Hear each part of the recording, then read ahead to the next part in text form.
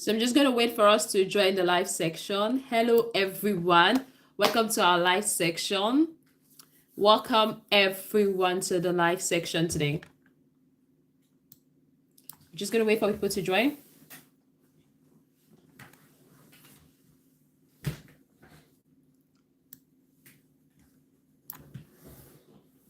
Give me a phone.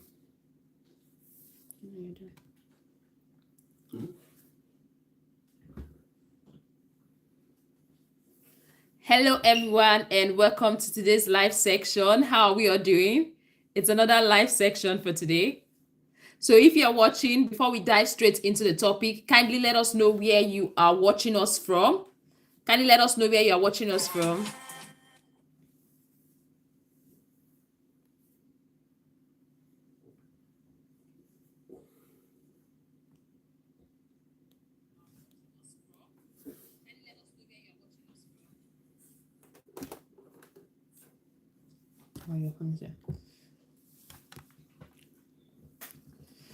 Okay, hello everyone, and welcome to today's live section. Thank you so much for joining us today.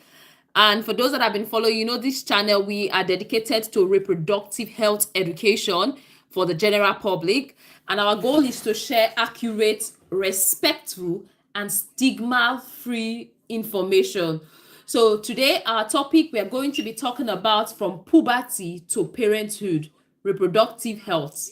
So that's what we are going to be discussing today. So if you are watching, can you let us know where you are watching from? Can you drop on the comment section? So let me check who we have online. So we have Kelechi. Kelechi, how are you doing? It's nice having you on today's live. So we have Chuku, Ebere Chuku. Thank you very much for joining. We have Kelechi is watching from Auchi, Edo State. We have Chuku watching from Nigeria. We have Joseph. Joseph, how are you doing? It's nice having you on our channel. Ebere Chuku is watching from Bayelsa. So we have Messi Stephen. Messi Stephen, how are you doing? It's nice having you on today's live section. Today's live section promised to be interactive and educational. And while the live section is going on, feel free to drop your questions on the comment section. So I'm not going to waste much of our time because I really want to go straight to the point today. So we have Simon. Simon is joining us from Uganda. Simon, how are you doing? It's nice having you on our live section today. So like I earlier said, today we are going to be talking about from puberty to reproductive health. So when we are talking about reproductive health, we're talking about every stage of reproductive health, from adolescence to adulthood and into parenthood. So I'm going to be taking time to break this down into different headings to see how it goes. And there's one thing I want you to notice, that this Nurses Lecture Room live section is actually a safe space, is a judgment-free space, I would say. So all questions are welcome, but what I advise you is that when you drop your question, try as much as possible to keep your questions respectful. Try as much as possible to keep your questions respectful. And I'm going to be sharing general information. It's a general information, it's a general health education. It is not a personal medical diagnosis. So if you have any question, feel free to ask it in a general way. So the first question I want to talk about is, what is reproductive health? Because when people hear about reproductive health, what comes to their mind is pregnancy. When people hear about reproductive health, what comes to their mind is pregnancy. But reproductive health is more than pregnancy. When we talk about reproductive health, we're talking about your overall physical, emotional, and sexual well-being. That's we're talking about how it relates to your reproductive health. It's not just getting pregnant and having sex and having a baby. We are talking about the overall physical, emotional, and sexual well-being, and how this relates to your reproductive health at every stage. So at this very beginning, we're going to be talking about puberty. I think that's the first bit we should talk about, puberty. So let's start with puberty. And we all know that this is a stage where the body begins to change from adulthood to adolescence. So when you hear puberty, it's the stage your body change from a child, from a baby into an adult. I remember when I started seeing my menses, the first thing that my mother told me was, congratulations, you are now a woman. Welcome to adulthood. So puberty is like a transition from that your baby stuff to an adult. So that's what puberty is. When you hear the word puberty, what comes to your mind is a change from adulthood, from childhood to adulthood.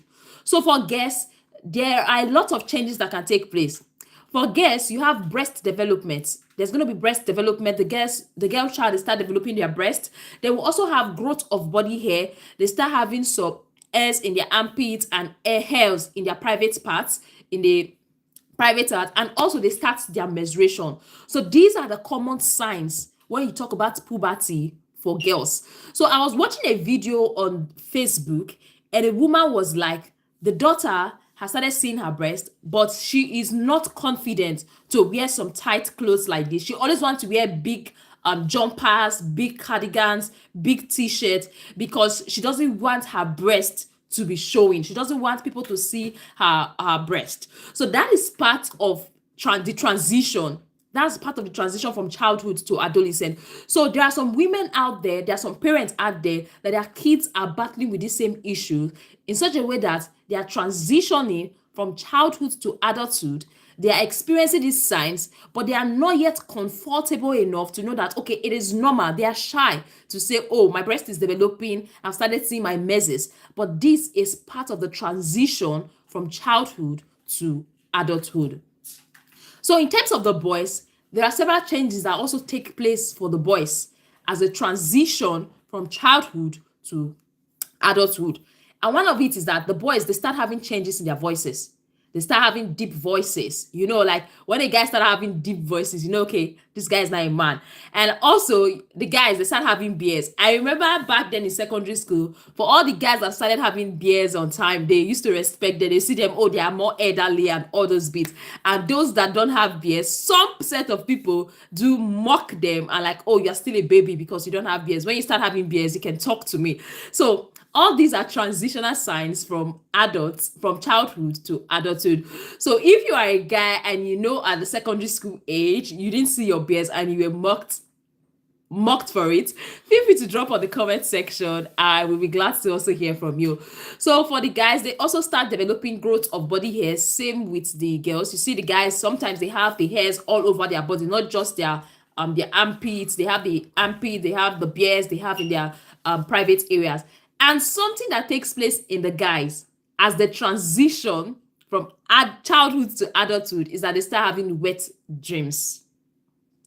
The guys start having wet dreams. I've made a video talking about wet dreams. Wet dreams is normal.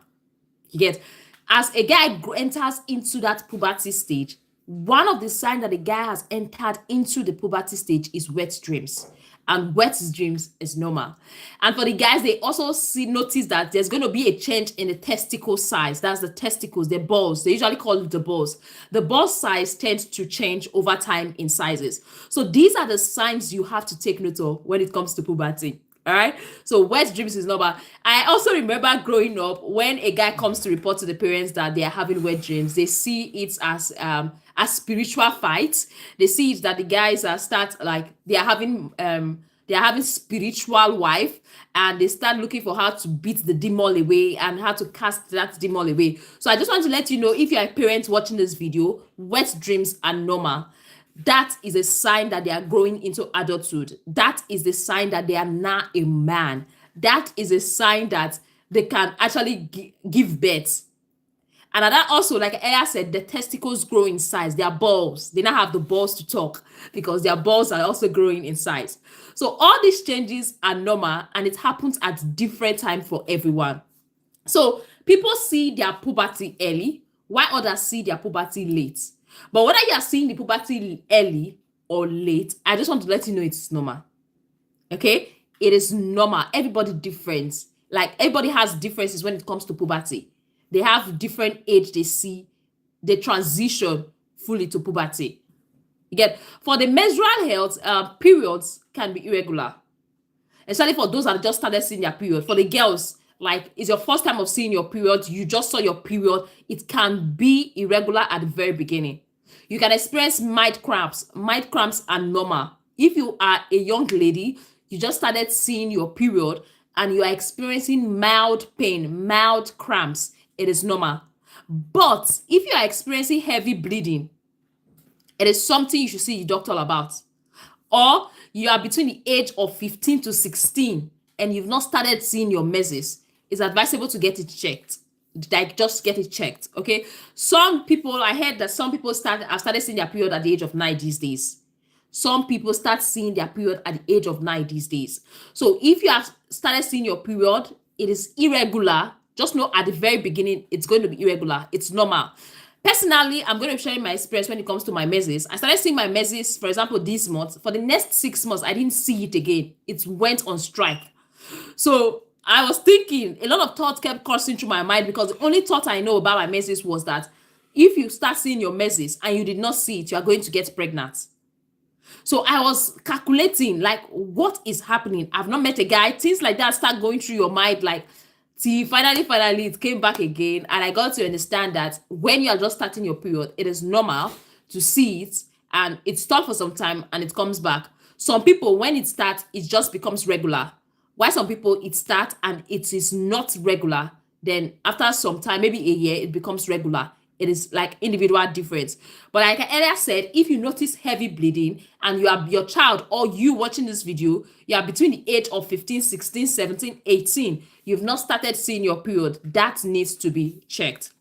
So that's something I also want. So emotional changes. As one transition from childhood to adulthood, emotions change. Yes. You know why your emotions are changing? Because your hormones are there. Your hormones are not coming out. So hormones can affect your mood. They can affect your confidence too. They can affect your emotions. I just want to let you know this is normal.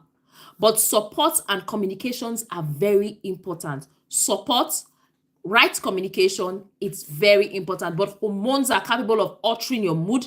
They are capable of altering your confidence. They are capable of altering your emotions. So what matters is your ability to communicate and let your parents, your partner know what is happening. Let them know how you feel. Always express how you feel at that particular time, because these hormones, they do a lot of magic, and if not properly managed, can lead to a lot of disaster.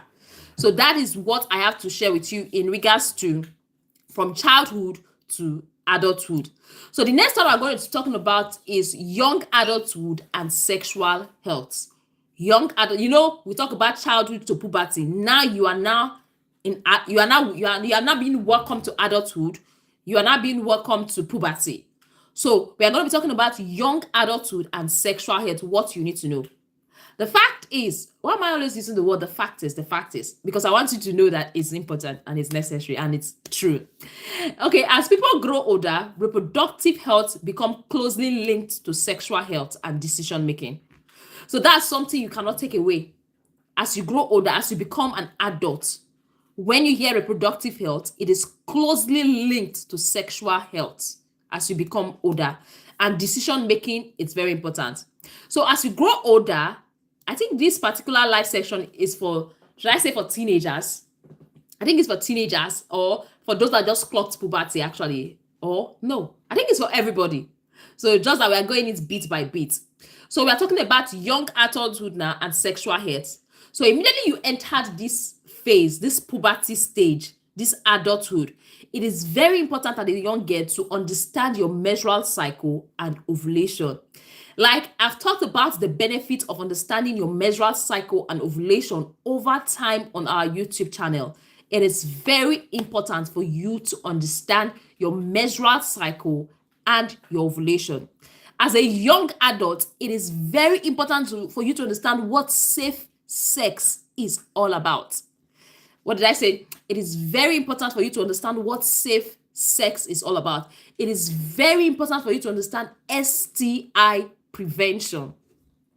These are very important. Safe sex, STI prevention, understanding your menstrual cycle and ovulation is very important. And as a young girl that just started like understanding your body, you have to understand what consent is and healthy relationship.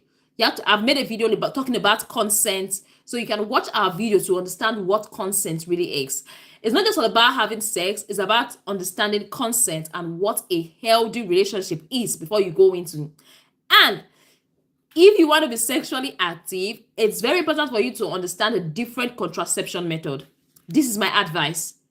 You get, understand the different contraceptive options, because you are able to protect yourself. You understand? Especially for those that are sexually active. When it comes to young adulthood and sexual health, understanding contraception option is very important. And also respect for one's body and boundaries.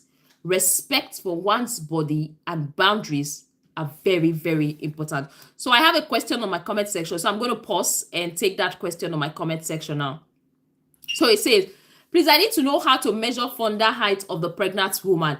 I think that is a nursing student asking about that. Fundal height of a pregnant woman, the parents, they usually use a tape, like a measuring tape. They take it from the pubic. I don't know if you know your anatomy and physiology very well, from the pubic area of the woman to the parts where you are feeling the uterus. This is more or less like a practical thing. It's not what I can really explain on the live section. What you just need to do is a tape, put it at the pubic area of, like, should I say the middle, the pubic area of the woman, and take it to the part where the tummy, you will notice it. That's why if you've been to a midwifery posting for this nursing student, you see that the midwife usually press it to see where the uterus has expanded to. So that's what they measure, and that gives them how many weeks the pregnant woman is. Is that your question? Is that actually your question? Is that your question, please? I hope I didn't go outside of your question. Let me know if that's your question and if it's answered.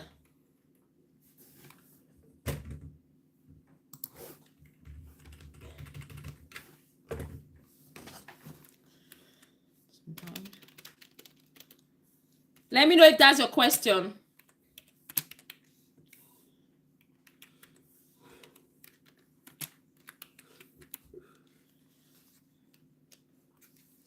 Is that your question, Ibrahim? Let's keep up.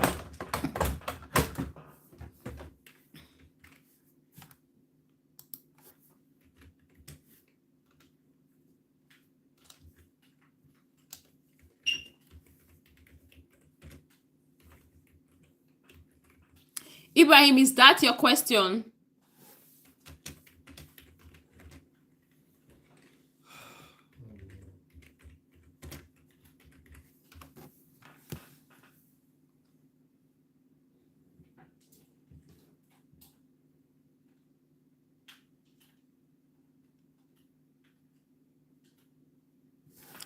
Anyway, Ibrahim, I believe your question has been answered. If that is what you mean, your question has been answered. So I'm just going to go back to what we are talking about. So if you are following, just drop on the comment section and let us know you've been following so far. Hello, Stephen. How are you doing? Trust you're doing great.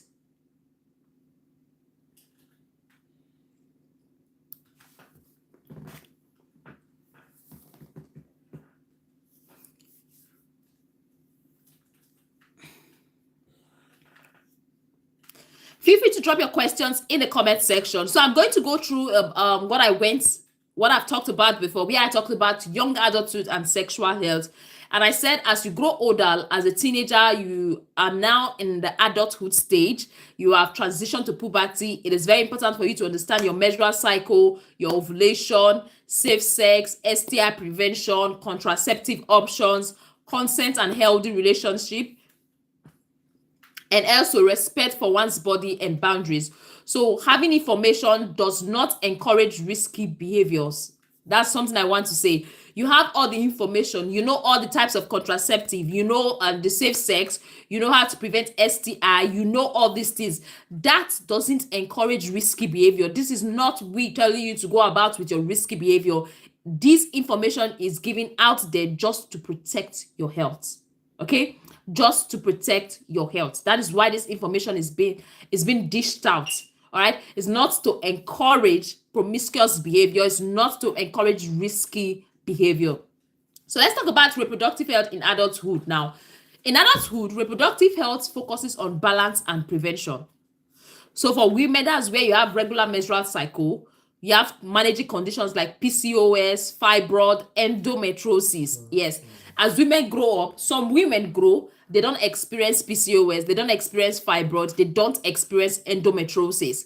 But why some women, they grow up, as they become adults, they start seeing their messes, they start battling with some hormonal imbalance, they start having PCOS, fibroid, endometriosis. That is where the management comes in, and the visit to the doctor, it's very important. Then for men, that's where your sperm health becomes priority. Your sperm health becomes priority. Stephen, all right, nice to have you on the live.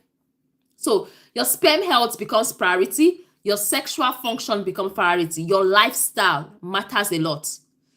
Your lifestyle matters a lot as a man. So as you grow into adulthood, that's where you start taking into cognizance your lifestyle, especially. You talk about smoking, alcohol, stress, because all of these have impact on your sexual and reproductive health. Okay, so we have Mercy Steven said, please, what someone is taking painkillers for menstrual cycle, what's the side effect? The fact is, all medications have side effects. Even the paracetamol, ibuprofen has side effects. But if there is a pain, if you're having menstrual pain, it is very important for you to take your painkillers. If the pain is mild, you can take paracetamol and ibuprofen and it goes. But if the pain is severe, it's advisable for you to see the doctor. They might give you some stronger painkiller. And yeah, they might give you some stronger painkillers to help with the pain. So that's that. So whether you are a man or a woman, as you transition into adulthood, now you are not a child. You're not a child that they will tell you, oh, don't eat this, don't eat that. So for everyone, nutrition is key. Nutrition is key. Exercise is key. Try and stay active, especially for those that are not working. It is very important for you to stay active. These days, we have a lot of tech people. We have a lot of tech gurus. We have a lot of people that work online. We have a lot of people that work at home. They don't have the opportunity to go out. Exercise is key. Try as much as possible to exercise because that is good for your general health and well-being. So your mental health is also very important during this course, and routine health checkup. If you are sexually active, it is very important for you to go for STI screenings regularly. It is very important for you to go to for STI screening regularly. So then that takes me to planning for parenthood. Planning for parenthood. We've talked about from childhood to puberty, which is adulthood. We've talked about adulthood and sexual health. Now we are talking about planning for parenthood. You want to plan for your like you want to become a parent. Not everybody, from what we've been hearing so far, not everybody wants to be a parent. Not everybody wants to get married. Not everybody wants to have children for their own personal reason. So when planning for pregnancy, reproductive health becomes a shared responsibility. Before, when you were alone, when it was not in your mind to plan for pregnancy, it was just reproductive health is your responsibility, your personal responsibility. But immediately you say you want to start planning to get pregnant and have a baby, your reproductive health becomes a shared responsibility. It's not two people involved. It's no longer you alone involved. So we have the Manifold. Manifold said, hi, nurse, my period is due the 2nd of December and still does not come. What caused it? If you are so sure that your period is due on the 2nd of December and the delay, that's you've been having like 16 days delay. First of all, if you are sexually active, I will advise you do a pregnancy test. That's the first thing I will advise.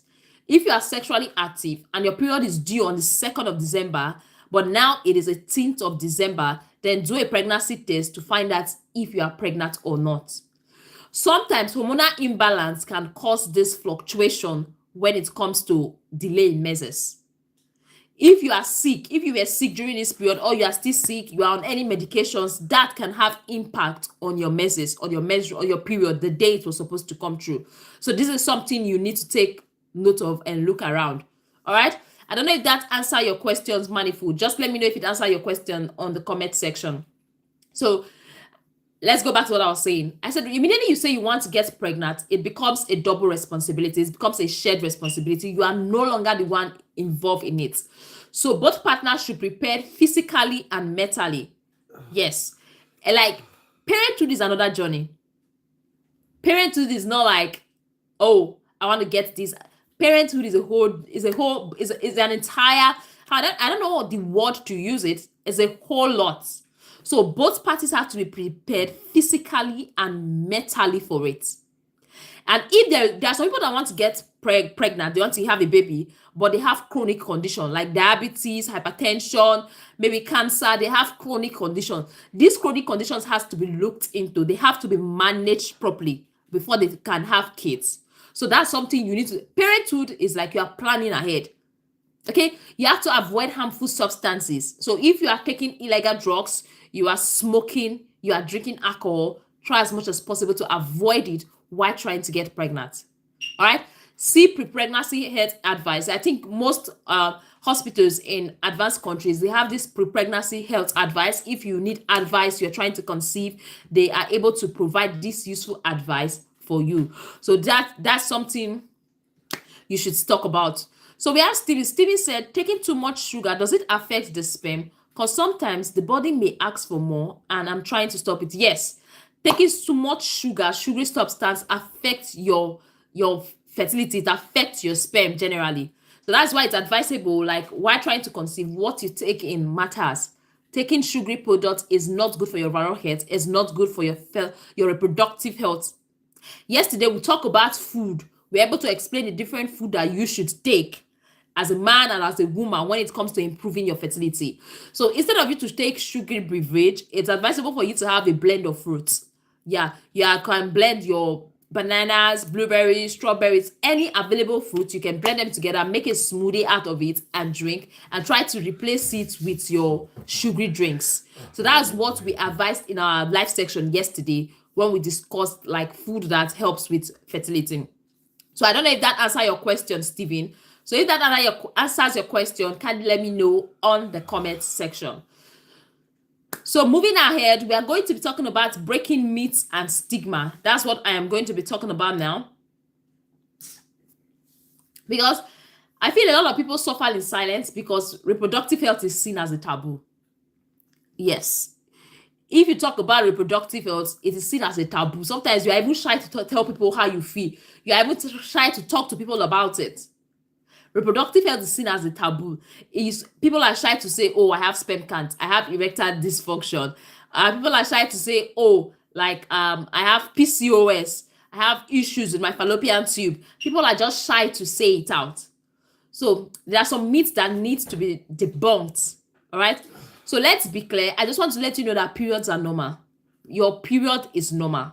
Okay. But if you start having pains, severe pains that stops you from carrying out activities, your normal activities of daily living, then it is something you should see the doctor about. Okay. And for those that are battling with fertility, it's not like you are not the only one wearing the shoes. There are a lot of people out there. Fertility problems are common. Don't feel you are the only one battling with fertility problem.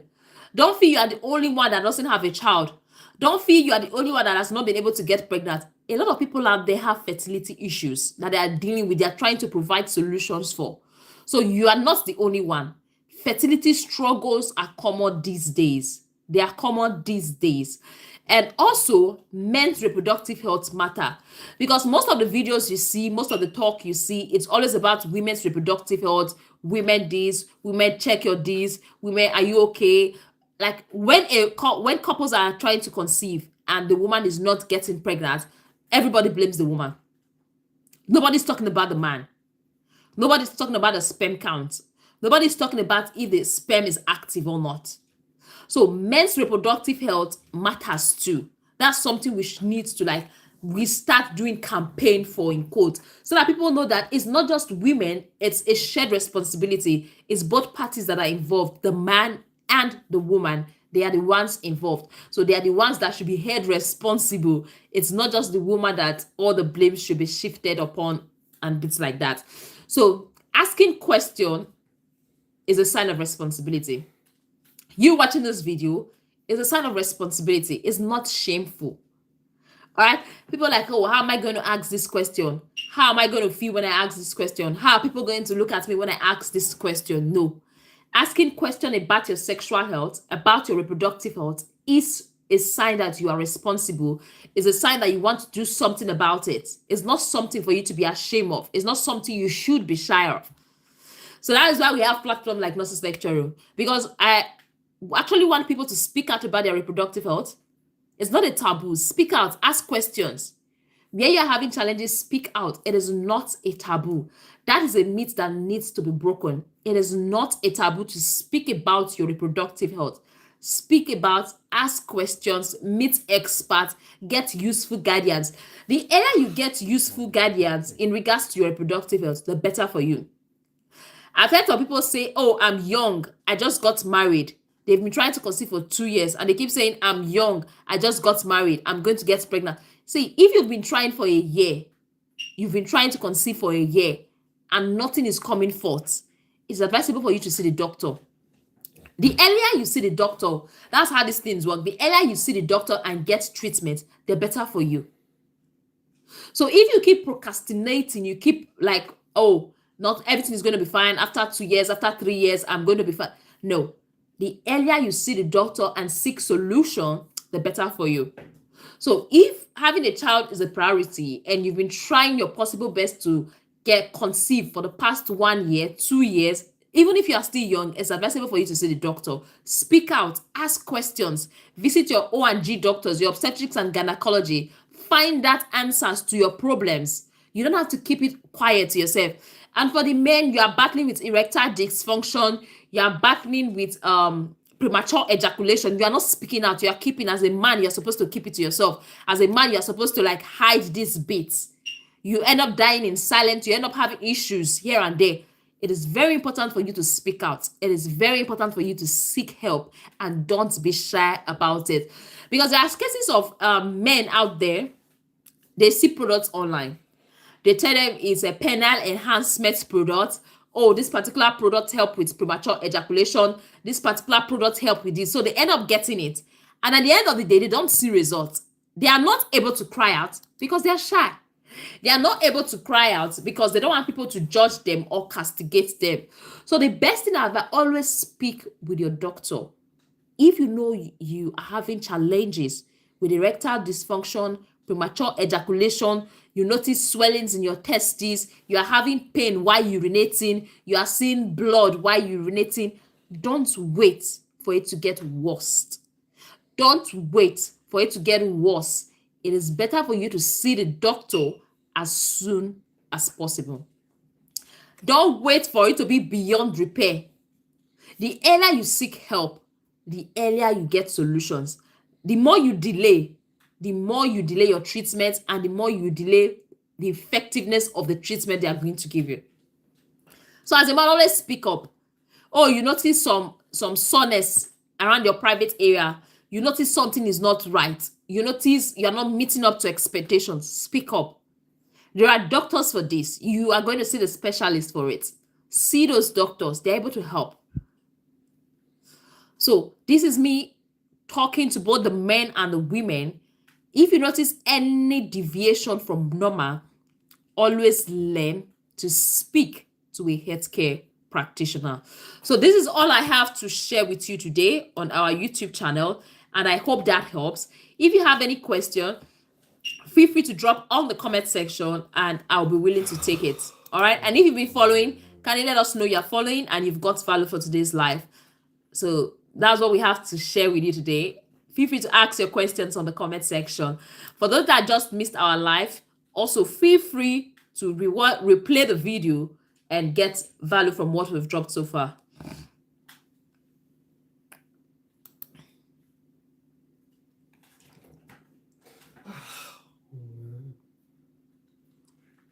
Do we have any questions, please?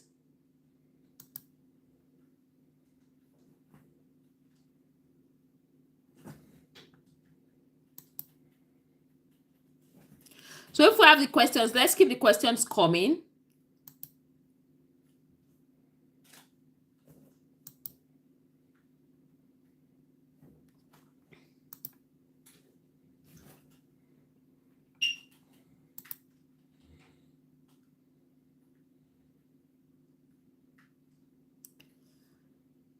Okay, Neliva, they say new here. When do you come alive? So my coming alive depends on a lot of factors. It depends on a lot of factors. But majorly, I'm going to be coming live more or less in the evening from 7, 8, 9, 10. So that's the time I will usually show up on my live sections. And if I'm off duties and if I have less work during the day, I can show up on my live by 12, 1, 2. You can also see me on my live, but we're trying to be more active on our live sections every day so we can take as much questions as we can. Do you have any question for us, Nel Vadu? Do you have any question for us? Let us know in the comment section, please.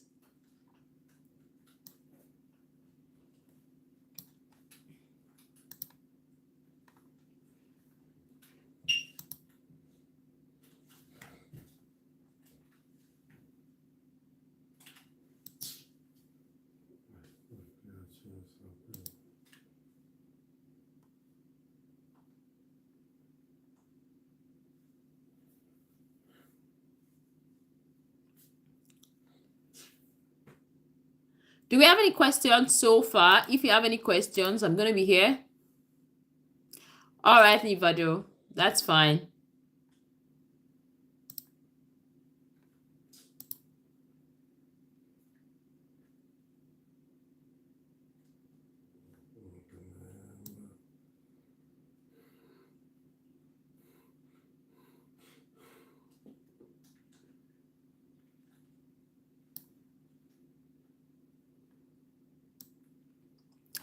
So for those that are just joining this live section, for those that are just coming across this face for the first time, my name is Mercy Mary. I'm a registered nurse midwife in Nigeria, but I'm currently practicing in the UK as a registered adult nurse.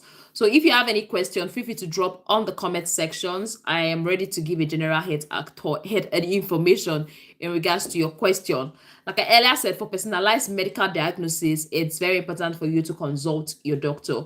Feel free to check out on our previous videos on our YouTube channel. We focus more on sexual and reproductive health, but we can also add some bits, some spice from other aspects of nursing. So if you have any question, feel free to drop on the comment section, and don't forget to check out our previous videos.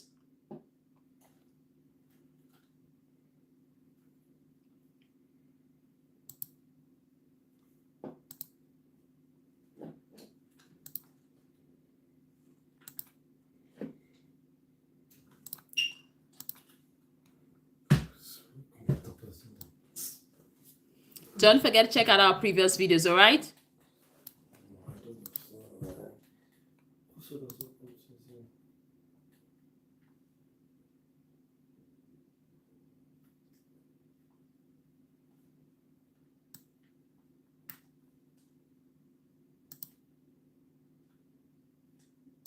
Yesterday.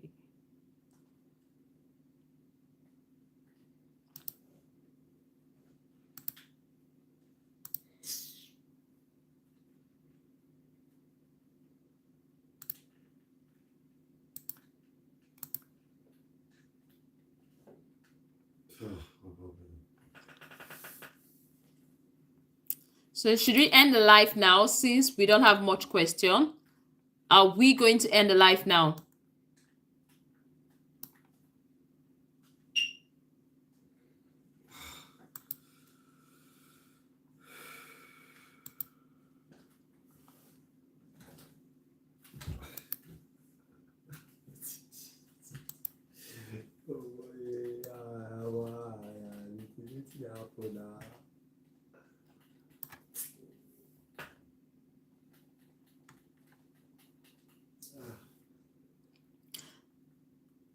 If there are no more questions, we might be ending the live in the next 2 minutes. 2 minutes time, we're going to end the live. If we don't have enough questions to keep us online, then we're going to see on the next live video, next live section.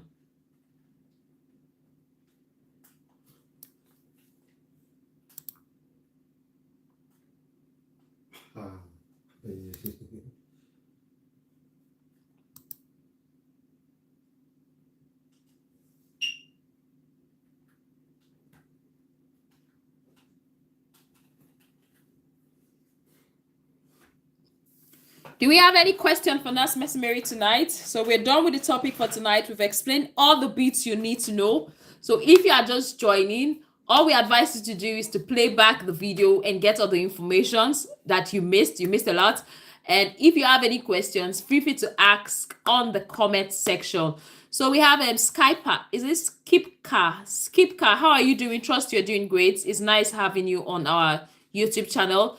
Do you have any question for us? Thank you for the comment, Skipper. Do you have any question for us?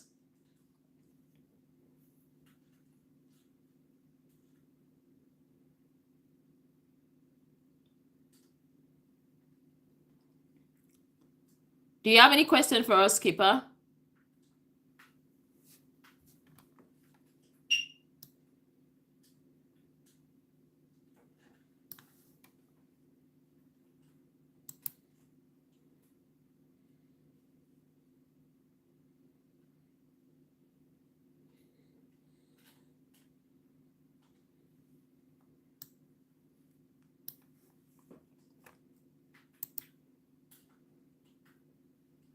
All right, Skipper, that's fine.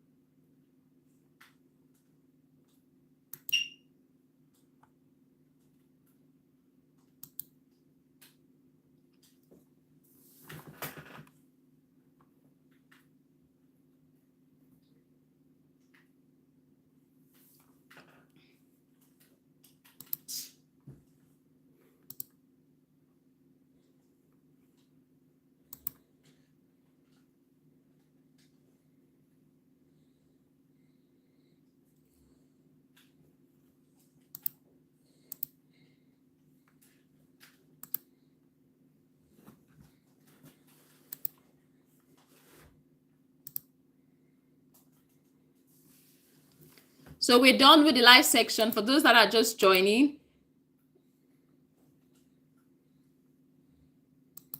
if you have any question, kindly drop on the comment section.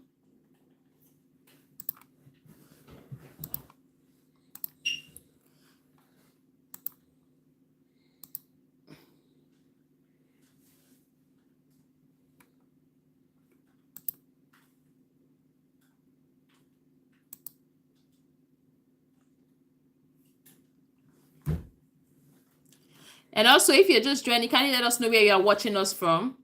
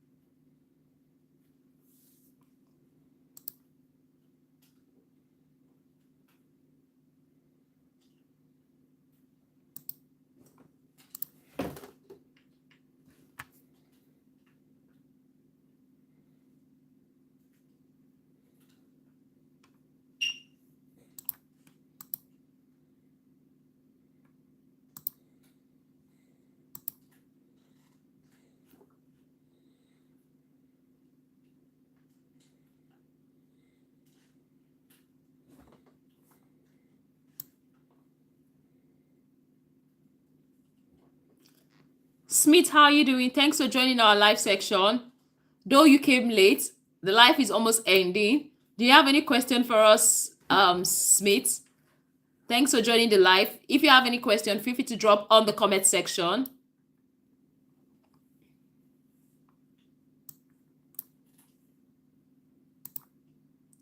Yeah, we're talking about reproductive health, puberty to parenthood. So that was what we're talking about.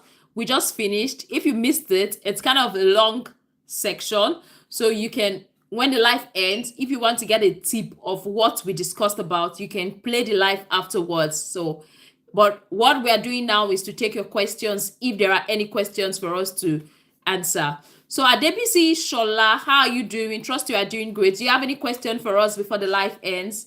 Nurse with a difference, yes.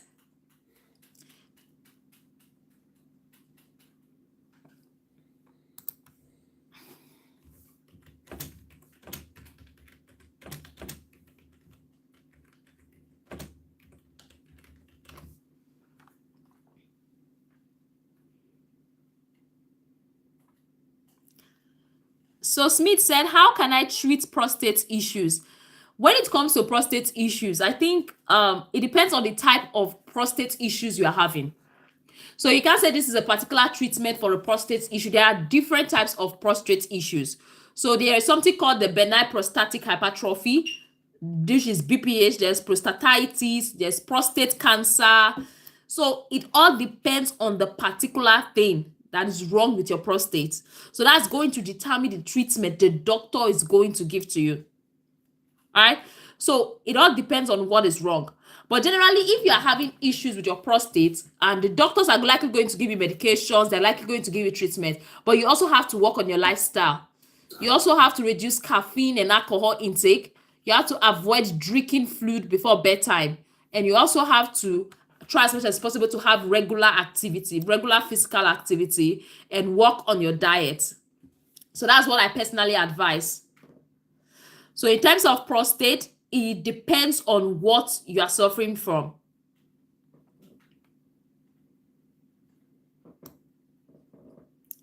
If it's BPH, the doctors are going to prescribe some medications. I believe your doctors have already prescribed. Since you already know the diagnosis, I believe the doctors have already prescribed. Probably they might prescribe some alpha blockers. These alpha blockers will help relax the prostate muscles. They might also prescribe some inhibitors, reductase inhibitors that can help shrink the prostate. So I'm not in a better position to give you prescriptions or tell you what to do. But what I advise you to do is to always speak with your doctor. So they give you these medications. And my own perspective is for you to adhere strictly to the medications according to how they told you to take it. And stay away from alcohol, stay away from smoking, or reduce it as much as you can. And reduce caffeine, then regular exercise, regular activities. You don't have to be static. It's going to also go a long way to help when it comes to that BPH. Never underestimate the benefit of a good diet. I will always say a healthy diet is key. A healthy diet is key.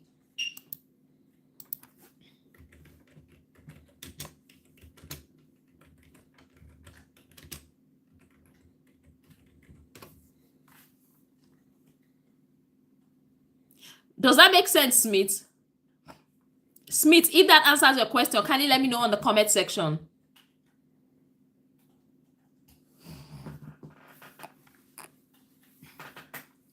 So Adebisi Shola said, what are the causes of prostate problems? So like I earlier said, prostates have different types. There are different issues that could happen to the prostate. So one of the common things that could make prostate to surface is age. Age is a common factor. That's something you cannot do about it. As you age, especially between the age of 40 to 50, your it's between the age of 40 to 50 is usually linked to that BPH. So as you age, it's just like it's not what you can modify. Age is one of the cause. Age is one of the common cause. So that is it. Then hormonal changes is one of the cause. You get, because there's going to be a changes in the testosterone and the dihydrotestosterone as a man. So that hormonal imbalance can cause prostate enlargement. It can cause the prostate to swell. Infection, bacterial infection can cause inflammation of the prostate, that's prostatitis. So infection can cause it, and that infection can be gotten from UTI. That's urinary tract infection. So if you are a man and you are always having this frequent inching of your private parts and also burning sensation while passing urine, you're always having these symptoms, that can actually affect your prostate in the long run over time. So that bacteria from the UTI can travel. It can travel to your prostate. So UTI is also there, urinary tract infection. STI can also contribute a bit to your prostatitis issues. So inflammation of the prostate can cause, and that inflammation can be caused by stress, pelvic muscle tensions, and infection. So if you have a family history of prostate, maybe your father, your great grandfather, or somebody has a prostate issues before, that puts you at risk. Okay, so having a past history like genetics can put you at risk of the prostate problem. And lifestyle, this one is the one you can control as a man. So if you control this, it's going to help prevent prostate issues. So your lifestyle factors such as diet, if you're having a poor diet, it can put you at risk. Lack of physical activity can put you at risk. Obesity, smoking, alcohol, long period of sitting, especially for those that drive big trucks, they drive big buses, they drive long distances. Long period of sitting can actually put you at risk. Okay, I'm not saying those life factors cause it, but they can put you at risk of having issues with your prostate.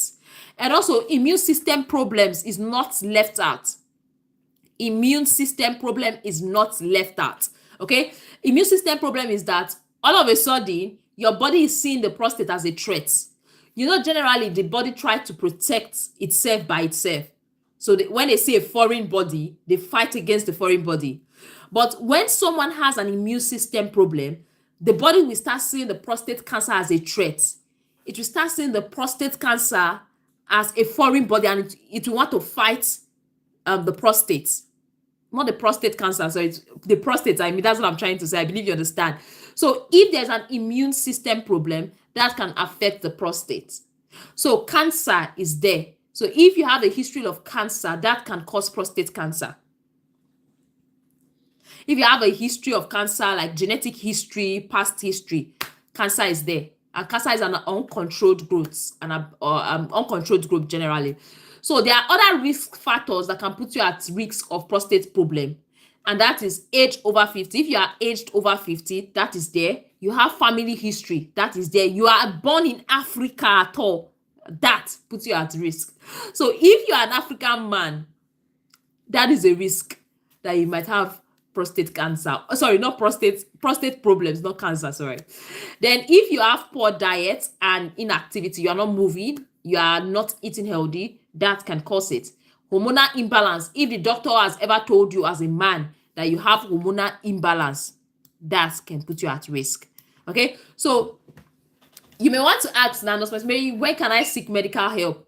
If you know as a man you are having difficulty or pain when you want to pass urine, please go and see the doctor. Don't waste time. I feel men are so relaxed about their health. So if you have pain, you have difficulty when passing urine, see the doctor. If you're always passing urine every time, especially at night, see the doctor. And if you are experiencing that, try as much as possible to reduce your water intake at night, but make sure you see the doctor. If you have blood in your urine, see the doctor. If you have blood in your sperm, see the doctor. If you are having frequent pelvic or lower back pain, see the doctor. If you are having painful ejaculation as a man, for example, when you want to ejaculate during sexual intercourse, it is very important for you to see the doctor. So all these things are some of the signs you need to take note of as a man. If you're having any of these signs that I just listed, kindly see the doctor. So Smith, I hope this answered your question. In terms of traditional medicine, I have no idea about traditional medicine that helps in the treatment of prostate issues. Okay, so I hope this explanation explains it to you. And for Adebisola, who asked about the causes of prostate issues, I hope this video has been able to answer it better for you. She said, should all of us run away? Even if you run away from Africa, you already have the gene. Even if you run away from Africa, you go far away from Africa and you said you're not coming back to Africa, the genes follow you wherever you go. You already have a history that you're from Africa. So it doesn't change anything at all at ABC. So it doesn't change anything at all, at all. It's already there. It's in your gene. It's in your blood. That's why you're African, both home and abroad. You are at risk of prostate problems. So does that make sense at ABC? I might talk about this tomorrow. So at ABC, did you get answers to your question?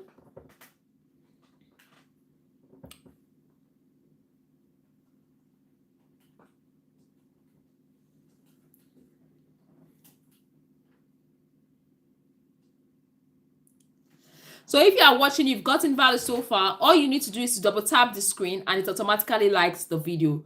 Double tap the screen, it automatically likes the video. That's all you need to do. All right, you're welcome. Adebisi Shola. Is that it? I hope I pronounced it well. You're welcome. I'm glad I'm able to answer your question. So we have like 4 minutes to go and the live section is going to be ending if we don't have any question. So we have 4 more minutes to go. The live section is going to be ending if we don't have any more questions. So we have Better. Okay, I can't pronounce your name, but I see your question. I'm going to read it. I've been watching your videos for more than 1 year now. I have a problem. I am a 1 minute man. Okay, this is my personal advice for you. My personal advice I have to give you is to see the doctor. Have you seen the doctor before? Have you like done a checkup to know what could be the cause? Okay, that's one. And the second information I have to give you is that work on your diet. Work on what you are taking in. Work on the food you take, your food intake. Stay away from processed food. Stay away from sugary food. Work on your mindset. Because sometimes, I think I've talked about this, psychologically, when a man thinks that he's a 1 minute man, he will continue to be a 1 minute man. Yes. Psychologically, if a man thinks he's a 1 minute man, he will continue to be a 1 minute man. Sometimes there is no medical problem. It's just the mindset or maybe your first experience or first encounter that might be doing logic in your brain. So that's that. But if you notice you are a 1 minute man, first of all, see the doctor. There could be some medical condition. If you are diabetic, hypertensive, that could be the reason why you're having that issues. So you need to manage any chronic disease, like any chronic illnesses, to be able to sort that out. So you have to go and see the doctor, get yourself checked out properly to know what is really causing it. Then also work on your diet, work on the food you eat, then work on your mindset too. So that's my personal advice to you, and I hope that helps. Let me know in the comment section.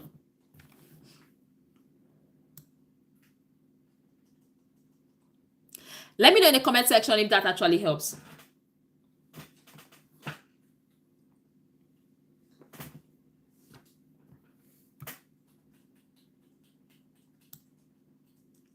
All right, you're welcome. I'm glad it helps. Just try and see the doctor, then work on your mindset, work on your food.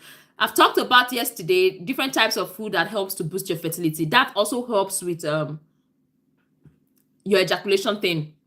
So a blend of banana nuts. The nuts could be almond nuts, ground nuts, just nuts.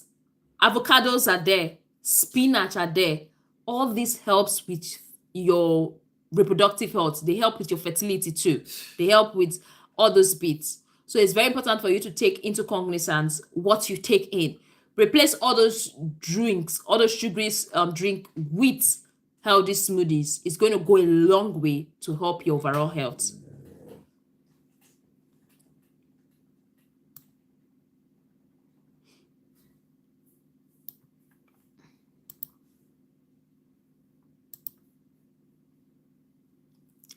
So the live is going to be ending in 1 minute's time if there is no more question.